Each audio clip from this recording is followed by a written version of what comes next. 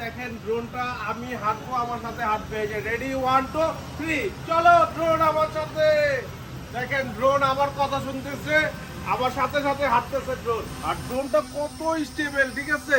দেখেন আপনি দেখেন এই যে আমার হাতে যে রিমোটটা আছে, আমি রিমোটটাও এক পাশে রেখে দেই।